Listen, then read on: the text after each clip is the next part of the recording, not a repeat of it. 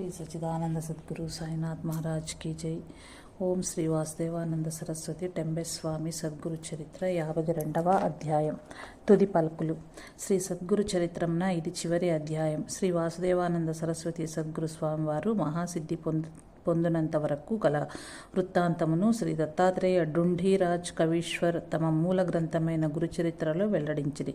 ఆ తదుపరి గరుడేశ్వర మెట్లు అభివృద్ధిగాంచెను భక్తజనులకు దర్శనీయమైన పుణ్యక్షేత్రముగా నేడెట్లు వెలసిల్లుచున్నదో దాని అభివృద్ధికి ఎవరెవరు పాటుపడిరో ఈ అధ్యాయంలో కొంతవరకు మనము తెలుసుకుందాము। ఈనాటి గరుడేశ్వరము మొట్టమొదట శ్రీ స్వామివారు గరుడేశ్వరమునకు వచ్చినప్పుడు అది ఒక అటవీ ప్రాంతము। హీరాలాల్ అనునొక గుజరాతీ బ్రాహ్మణుడు విష్ణు సోమన్ అను పేరు గల మహారాష్ట్ర పూజారి తప్ప వేరు బ్రాహ్మణ కుటుంబాలు ఏవియూ అచ్చట లేవు। అచ్చటచ్చట ఆటవికులు మాత్రము కొందరు నివసించుచుండిరి। అది దుర్గమ ప్రాంతముగా ఉండెను। ఈనాడు అది ఎంతయో అభివృద్ధి చెందినది। అనేకులచ్చట నేడు నివసించుచున్నారు। అది పూర్తిగా నేడు నాగరికతను సంతరించుకున్నది। చుట్టుప్రక్కల పట్టణములను కలుపుచు రాకపోకలను వీలుగా రోడ్లు వేయబడినవి। విద్యుత్ సౌకర్యంతో పాటు టెలిఫోన్ ఎక్స్చేంజి, శిశు సంరక్షణ భవనము, పంచాయతీ ఆఫీసు, పోలీస్ స్టేషన్, ఆసుపత్రి, స్కూలు, విశ్రాంతి భవనము మున్నగునవి నెలకొల్పబడ్డాయి। మహారాజ్ దివ్య ఆశీస్సులు లభించి ఇందూర్ రాణావారితో తన వివాహమైనందులకు కృతజ్ఞతగా ఇందూర్ మహారాణి ఇందిరాబాయి హోల్కర్ గారు మహారాజ్ సంచరించిన కొన్ని ముఖ్య ప్రదేశములలో దేవాలయాలను పునరుద్ధరించుటకే కాక గరుడేశ్వరమున మహారాజు నివసించిన ప్రదేశమునకు దాదాపు నర్మదా నదీ స్థాన ఘట్టమునకు మెట్లు గట్టించెను।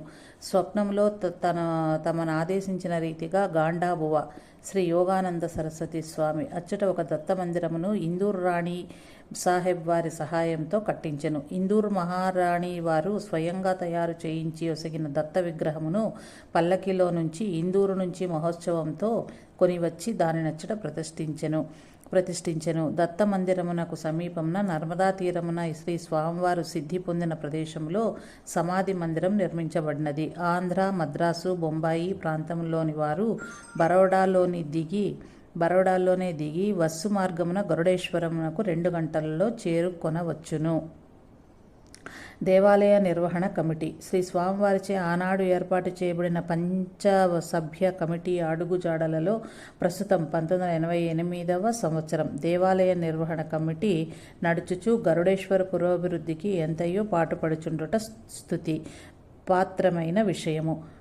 ఆ కమిటీ ప్రెసిడెంట్గా సూరత్ నివాసి అయిన శ్రీ సుధీర్ బాయ్ రంజిత్ భాయి భట్, సభ్యులుగా శ్రీయుతులు కాంతిబాయి పి జోషి, బాపురావ్ ఎస్ దేవ్, చంద్రకాంత్ గవార్కర్, అరవిందభాయి పట్వర్ధన్ ఉన్నారు। ఈ కమిటీ మీటింగులు సంవత్సరానికి 2 పర్యాయములు జరిగి కార్యక్రమముల అభివృద్ధిని సమీక్షించుచుండును। దేవాలయములలో అభిషేకము, పూజ, ఉత్సవము జరిపించుటకై శ్రీ దిగంబర్ నేరే అనువారును, సమాధి మందిరములో నిత్యారాధన అభిషేకాదులు జరిపించుటకై శ్రీ గణపతి భట్ అనువారును, నర్మదా పూజ జరిపించుటకై శ్రీ యోగానంద పంత్ గోఖలే అనువారును పూజారులుగా నియమించబడి ఉన్నారు। ఆలయంలో పూజాధికములు గరుడేశ్వరంలో ఉదయం నుంచి సాయంకాలం వరకు నిత్య పూజలు జరుగుచున్నవి। నిత్యము ప్రాతకాలమున దత్త మందిరమున సామూహిక స్తోత్ర పాఠములు, అటుపైనవి మధ్యాహ్న పూజలు, అభిషేకములైన తరువాత ప్రసాదాలు పంచిపెట్టబడును। భోజనానంతరం భక్తులు కొంత విశ్రాంతి తీసుకున్న పిమ్మట సాయంకాలమున మరలా దేవాలయమున సామూహిక స్తోత్రములు కొన్ని నిమిషములు జరపబడును। ఆ తర్వాత సమాధి మందిరమున హారతి కార్యక్రమం ఉండును। నిత్యము సాయంకాలం నర్మదా పూజ జరుగును। హారతి ఇచ్చిన తర్వాత హోల్కర్ ఘట్టమునందు చేరిన భక్తులందరికీ ఆ సమయమున ప్రసాదం పంచిపెట్టబడును। నిత్య పూజాభిషేకములే కాక దత్త జయంతి, శ్రీరామనవమి, జన్మాష్టమి మున్నగు జయంతి ఉత్సవాలతో పాటు గురుపాడ్యమి, గురుద్వాదశి, దీపావళి, సంక్రాంతి మొదలైన పర్వదినములను పురస్కరించుకుని ప్రత్యేకోత్సవములు ఏర్పాటు చేయబడినవి। మహారాజ్ జన్మదినోత్సవం శ్రావణ బహుళ పంచమి, పుణ్యతిథి ఆషాఢ శుద్ధ పాడ్యమి ఉత్సవం వైభవోపేతంగా జరపబడును। పర్వదినములలో సమారాధనలు జరుగును। ఇవి కాక భక్తుల గోత్రనామాలతో వారు కోరుకున్న దినమున ప్రతి సంవత్సరం శాశ్వత పూజలు 106 రూపాయల రుసుముతో అభినవ యోజన అభిషేక పూజలు 151 రూపాయల రుసుముతో జరపబడి శ్రీ స్వామివారి ప్రసాదం పోస్టు ద్వారా ఆయా భక్తులకు పంపబడుచున్నది. శ్రీ రంగావధూత శ్రీ స్వామివారికి ముఖ్య శిష్యులైన గాండాబువాతో పాటు స్వామివారి సంప్రదాయమును దేశంలో విస్తరించుటకై నిర్విరామ కృషి సలిపిన శ్రీ రంగావధూతను గూర్చి కొంత మనము ముచ్చడించుకొనకపోయినచో ఈ చరిత్ర సంపూర్ణం కాదు. శ్రీ రంగావధూత పూర్వాశ్రమంలోని పేరు పాండురంగ. శ్రీ విఠల్ పంత్ రుక్మిణీబాయి పుణ్య దంపతులకు ఆయన జన్మించెను.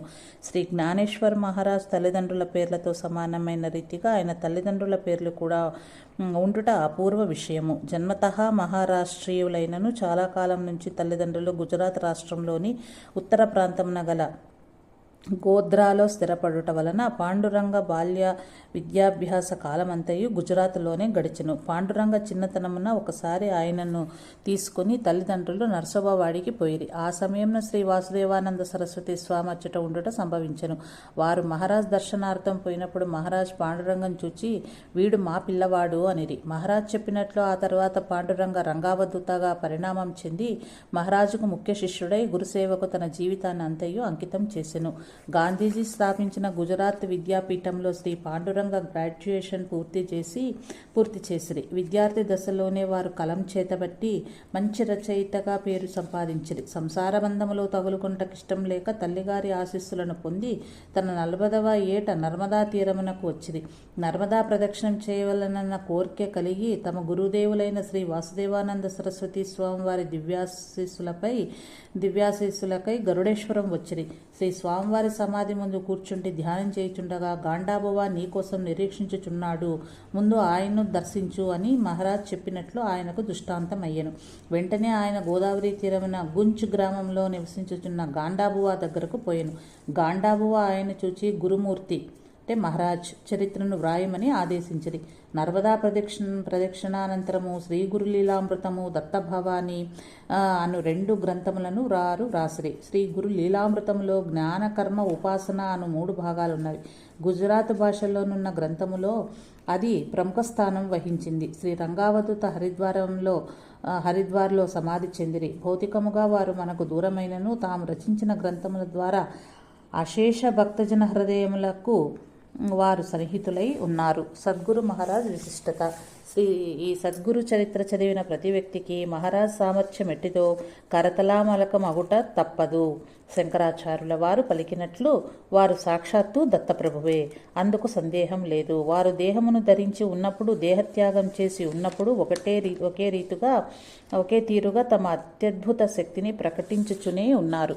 అర్హులైన భక్తులకు సశరీరముగా దర్శనమొసుగుచున్నారు, మాట్లాడుచూ ఉన్నారు, దివ్యాశిస్సులు అందించుచునే ఉన్నారు. కనుకనే భక్తులు నవాసుదేవ భక్తానాం అశుభం విద్యతే క్వచిత్ జన్మమృత్యు జరావ్యాధి భయం నైవోపజాయతే అని భావించుచు సద్గురు మహారాజుకు ప్రణమిల్లుచు ధన్యోస్మి అనుకొనుచున్నారు. ఈ సంసార సాగరమును దాటుటకు వారు నావ వంటివారు. స్మరణ మాత్రం సంతుష్టులైన ఆ సద్గురువు మనలను సురక్షితముగా దాటింతురు, ఇందుకు సందేహం లేదు. ప్రార్థన. మనమిప్పుడు శ్రీ వాసుదేవానంద సరస్వతి స్వామి సద్గురు మహారాజుకు సాష్టాంగ నమస్కారం చేసి వారి పాద పద్మములను దృఢంగా పట్టుకుని సర్వే జనా సుఖినో భవంతు అని సంకల్పించి ప్రార్థన చేసేదము. మా మనస్సులు స్థిరపడునుగాక, నీ పాదములపై మా భక్తి దృఢముగా నిల్చునుగాక. ఈ సద్గురు చరిత్ర ప్రతి గృహమునందు ఉండుగాక. దీనిని నిత్యం పారాయణం చేసేదం కాక. ఎవరైతే ఈ గ్రంథమును సాక్షాత్ గురు మహారాజుగా భావించి పూజించెదరో, ఎవరైతే ఈ సద్గురు చరిత్ర నిత్యం పారాయణం చేసేదరో వారి కష్టములన్నీ తీరిపోవును కాక, వారి మనోరథములన్నీ నెరవేరును కాక, హృదయం ప్రశాంతమై శాశ్వతానందం వెల్లివిరియును కాక. ఫలశ్రుతి. ఈ గ్రంథం పారాయణం చేసినతో కలుగు ప్రయోజనంను గురించి కొంత చెప్పుకుందాము. నర్మదా నదిలో స్నానం చేసి గరుడేశ్వరంలో మహారాజ్ సమాధిని దర్శించి ఈ సద్గురు చరిత్ర పారాయణం చెట్టుకు ప్రారంభింపము. నీ కష్టములన్నీ వాతోద్ధూత మేఘ శకముల వలె తొలగిపోవును. నీ అభిష్టములు సిద్ధించును. శుచివై ప్రాతకాలమున ఇంటి దగ్గర పారాయణం చేయుము. సప్తాహ దీక్షతో చేయి పారాయణం శ్రేష్టమైనది. అట్లు వీలు పడకపోయినచో ఈ క్రింది విధంగా స్వామివారిని ప్రార్థించి దినమునకొక అధ్యాయం వంతునైనను చదువుము. స్వామివారి ఆశీస్సులు ఎట్లు లభించునో నీకే తెలియగలదు. ఆత్మ సాక్షాత్కారం ఎట్లు అగునో నీవే గ్రహింతువు. పూర్తి నమ్మకంతో దీక్షతో ఎవరైతే ఈ గ్రంథమును సప్తాహ పారాయణం గావింతురో వారి కష్టములన్నీ ముమ్మాటికి తీరిపోగలవు. దీనిని పారాయణము చేసి ధనమును ఆరోగ్యమును కోరిన కోరికలన్నింటినీ పొందవచ్చును. వారి వారి భక్తి శ్రద్ధలపై ఫలితం ఆధారపడి ఉన్నది. కాబట్టి ఓ భక్తులారా, మీకెల్లరకు నమస్కరించి ఒక మనవి చేయుచున్నాను. ఈ గ్రంథము నందలి కథలను కథలుగా చూడకుడు, అందలి తత్వమును సందర్శించుడు. ఈ గ్రంథం ఎంత ఏకనిష్టతో చదివెదరో అంత త్వరగా మీకు శుభములు చేకూరగలవు. మహారాజు రూపంలోనున్న ఆ సాయి దత్త ప్రసన్నుడై తగు రక్ష ఒసగగలడు. సద్గురు స్తోత్రములతో ఈ గ్రంథమును ముగించెదము. అవధూత చింతన. శ్రీ గురుదేవ దత్త.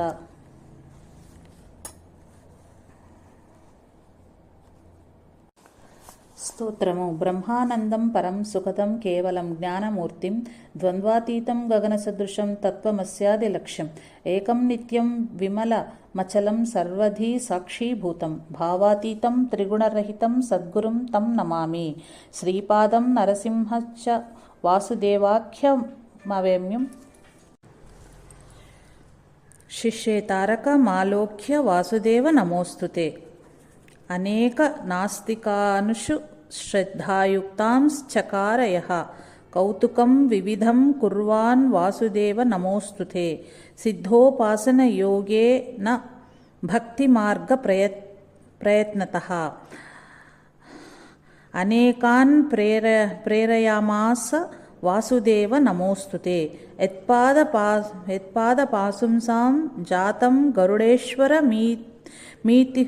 మీతిహృత్ భూవైకుంఠం సమాఖ్యాతం వాసుదేవ నమోస్తుతే. జితేంద్రియ గణాగ్రణీ రభిరతః పరే బ్రహ్మాణి కలౌ శృతి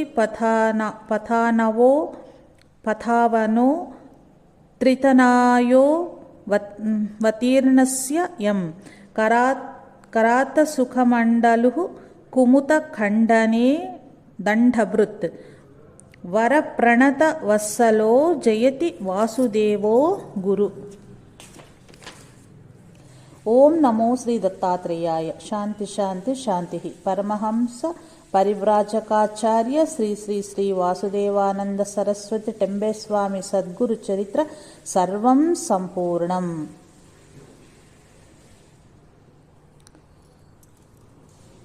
సద్గురు శ్రీ సాయి చరణ పాదాల దార్పణమస్తు.